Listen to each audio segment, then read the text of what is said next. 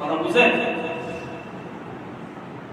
লা ইলাহার দাওয়াত দিতে গিয়ে আমি একবারও মার খাইলাম না, লা ইলাহার দাওয়াত দিতে গিয়ে আমি একবারও গালি খাইলাম না, লা ইলাহার দাওয়াত দিতে গিয়ে তায়েফের ময়দানের মতো ঘটনা আমার একবারও ঘটলো না, তাহলে বোঝা গেল আপনার লা ইলাহার দ্বারা ইসলামের এক জাতা পরিমাণ উপকার হয় নাই। যেই দিন আপনি অপমানিত হবেন, যেই দিন আপনার শরীরে আঘাত করবে, সেই দিন মনে করবেন যে রাসূলের লা ইলাহার সাথে আমার লা ইলাহার দাওয়াত একেবারে মিলে গেছে। যতদিন পর্যন্ত আপনি গালি খাবেন না, যতদিন পর্যন্ত আপনি অপমান লাঞ্ছিত হবেন না, ততদিন নিজেকে আপনি দাওয়াত হিসেবে কবুল করাইতে হবে না। এটা আল্লাহ তাআলার আদেশ।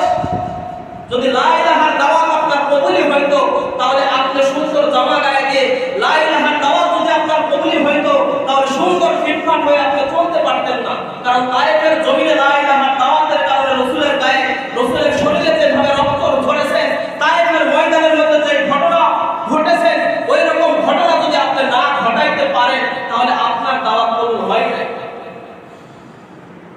আপনিও মুসলমান, আমিও মুসলমান, আপনিও যেমন বাবার সন্তান, আমিও তেমন বাবার সন্তান। আপনি যে চাউলের ভাত খেয়ে বড় হয়েছেন, আমিও সেই চাউলের ভাত খেয়ে বড় হয়েছি। তাহলে আপনার দ্বারা ইসলামের দাওয়াত হবে না, আর আমার দ্বারা হবে কেন? কথা প্রশ্ন আসে না মনের মধ্যে? আপনিও তো বাবার সন্তান, আমিও তো বাবার সন্তান। আপনি যে চাউলের ভাত খেয়ে বড় হইলেন, আমিও সেই চাউলের ভাত খেয়ে বড় হইলাম। তাহলে আমার কালেমার দ্বারা আমার উপকার হচ্ছে, ইসলামের উপকার হচ্ছে, আপনার কালেমার দ্বারা ইসলামের কোনো উপকার হয় না কেন? হযরত হামজালা রাদিয়াল্লাহু তাআলা আনহু নতুন বিবাহ বন্ধনে আবদ্ধ হয়েছে। ঘরের কোণা থেকে আওয়াজ আসতেছে, ও মুসলমানগণ, ও ঈমানদারগণ, তোমরা শুনে নাও, রাসূল আর এই দুনিয়ার জমিনে নাই। হযরত হামজালা রাদিয়াল্লাহু তাআলা আনহু ওই ঘরের মধ্যে থেকে যখন আওয়াজটা শুনতে পেয়েছে, শোনার সঙ্গে সঙ্গে মনের মধ্যে আনচান সৃষ্টি হয়ে গেছে, হায় হায়, একটু আগেও তো রাসূলের সঙ্গে আমি সাক্ষাৎ করে আসলাম, আমার বিয়ের ব্যবস্থাই তো রাসূল করলো, কিন্তু এখন দুনিয়ার জমিনে নাই কেন? জিহাদের ডাক এসে গেছে। ওই ঘরের মধ্যে থেকে ধারালো অস্ত্রটা নিয়ে জিহাদের ময়দানের দিকে চলে গেছে। তুমুল আকারে যুদ্ধ শুরু হয়ে গেছে। যুদ্ধ করতে করতে তিনার জীবন একেবারে সমূলে বিনাশ হয়ে গেছে, শহীদ হয়ে গেছে। মুসলমান ইমানদার আল্লাহর গোলাম, ওই সাহাবীদের ঈমানও যেমন ছিল, তিনার বিবিদের ঈমানও তেমন ছিল, তিনার সন্তান সন্ততিরও ঈমান তেমনই ছিল। কেমন ঈমান ছিলেন দেখেন। হযরত হামজালা রাদিয়াল্লাহু তাআলা আনহু জিহাদের ময়দানে শহীদ হয়ে গেছে। তিনার নতুন বিবি রাসূলের দরবারে গিয়ে বলতেছেন, ইয়া রাসূলুল্লাহ, আমার স্বামীর লাশ কই, আমার স্বামীর লাশ কই, আমাকে খুঁজে দেন। সাহাবীরা মরা হয়ে গেছে। জিহাদের ময়দানের মধ্যে সমস্ত লাশ ওলট করে খুঁজতেছে, হামজালার লাশ পাওয়া যায় না, হামজালার লাশ পাওয়া যায় না, কোথায় গেল? এক পর্যায়ে যখন হামজালার লাশ পাওয়া গেছে, মায়ার নবী ডাক দিয়ে বলতেছেন, ও হামজালার বিবি, তোমার স্বামীর লাশ খোঁজার জন্য এমন মারা হয়ে গেছে কেন? তোমার স্বামীর কি কোনো ক্ষতি হয়েছে নাকি, কোনো দোষ আছে নাকি? হযরত হামজালার বিবিকে ডাক দিয়ে বলতেছেন, তোমার স্বামীর কি কোনো দোষ গোপন আছে নাকি, যার মাধ্যমে যেটা চাপা দেওয়ার জন্য তুমি তোমার স্বামীকে খুঁজতেছো? বিবি ডাক দিয়ে বলতেছেন, না ইয়া রাসূলুল্লাহ, গতকালকে আমার সঙ্গে বিবাহ বন্ধনে আবদ্ধ হয়েছে, এই নাপাক বদনে জিহাদের ময়দানে শহীদ হয়ে গেছে।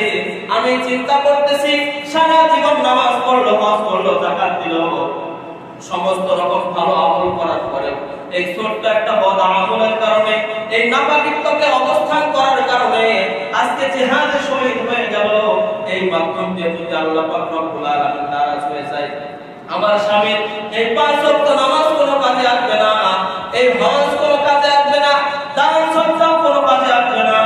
আমি চাই আমার স্বামীকে খুঁজে খুঁজে যদি অন্যান্য শহীদকেও গোসল করানো না হয়, আমার স্বামীকেও যেন ওই রকম ভাবে গোসল করানো হয়। বলুন সুবহানাল্লাহ। কোন শহীদকে যদিও গোসল না করানো হয়, কিন্তু আমার স্বামীকে যেন খুঁজে গোসল করানো হয়, যেন আল্লাহ পাক রব্বুল আলামিন এই বদ আমলের কারণে তিনার সমস্ত ভালো আমলগুলো নষ্ট না হয়। আল্লাহ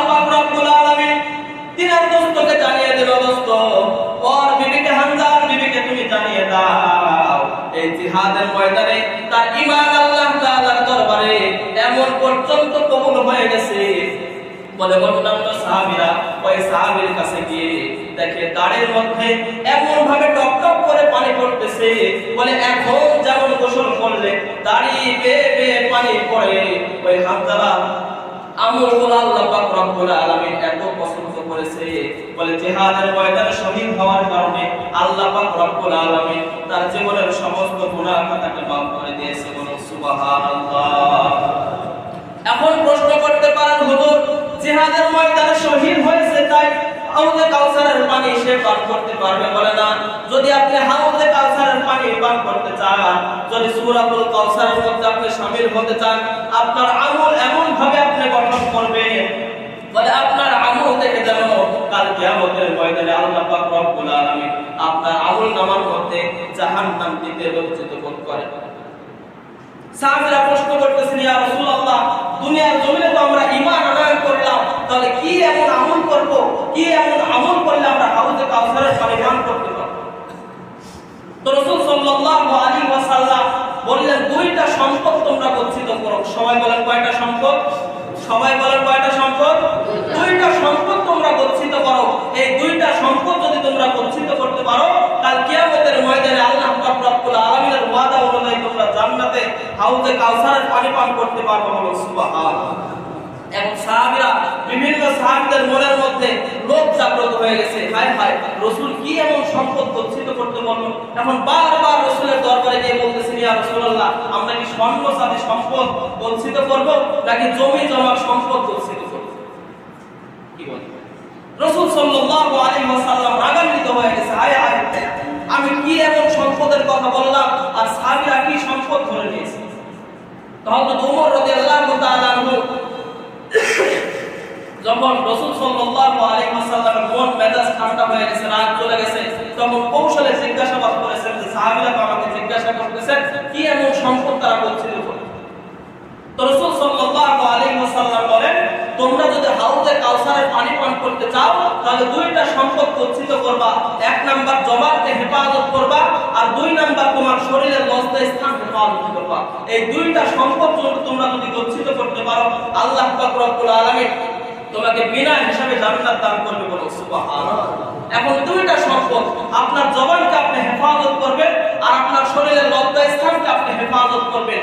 এই দুইটা সম্পদ যদি আমরা হেফাজত করতে পারি, আমাদের দ্বারা গুনাহ করা সম্ভব?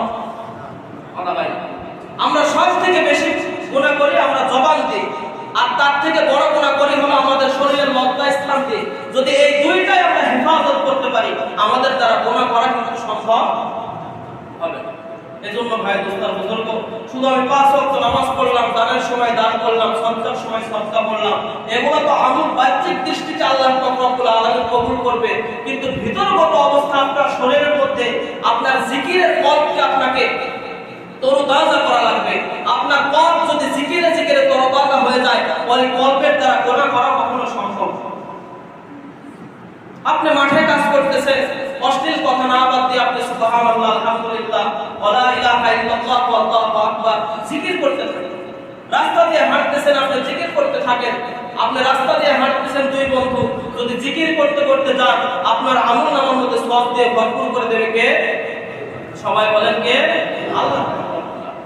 কিন্তু জিকিরের অবস্থানকে আপনি যখন দূরে সরায় দেবেন, জিকিরের অবস্থানটা যখন আপনার পথ থেকে দূরে সরায় দেবেন, তখন আপনার মনের মধ্যে সব সময় শয়তান ওয়াসওয়াসা দিতে থাকে। আজকে আমাদের তো বন্ধু বান্ধবের কোনো সিস্টেমই নাই। যারা আগেকার মানুষ তারা একটু লক্ষ্য করে দেখেন, আপনার বন্ধু বান্ধব যখন 10 জন বন্ধু বান্ধব একসাথে হইতেন, তখন কত হাসি ঠাট্টা, কত মজার মজার গল্প হইতো, কি বলেন, হয়তো না? কিন্তু এখন যদি 10 জন বন্ধু হয়, তাহলে ওদের মধ্যে 1 ঘন্টা থাকার পরেও তাদের মধ্যে কোনো কথা হবে না। কেন? বলে তারা সব সময় মোবাইলের মধ্যে ডুবে থাকে, কি বলে কথা নেই। এজন্য আমি যুবক ভাইদেরকে বলতেছি, তোমরা নিজেরা নিজেরা বন্ধুত্বের অবস্থানকে তোমরা ছিন্ন করে ফেলতেছো, তোমরা নিজেরা নিজেরা তোমাদের আমলকে তোমরা একেবারে গুনাহ দিয়ে তোমরা ভরপুর করে ফেলতেছো। এই কারণে দুনিয়ার জমিনে আজকে শান্তি নাই, এই কারণে মা বাবার মধ্যে শান্তি নাই, এই কারণে মা বাবা সন্তানের মধ্যে মিল মহব্বত। এজন্য ভাই দোস্ত বুজুর্গ, যদি কিয়ামতের ময়দানে হাউজের পানি আপনি পান করতে চান,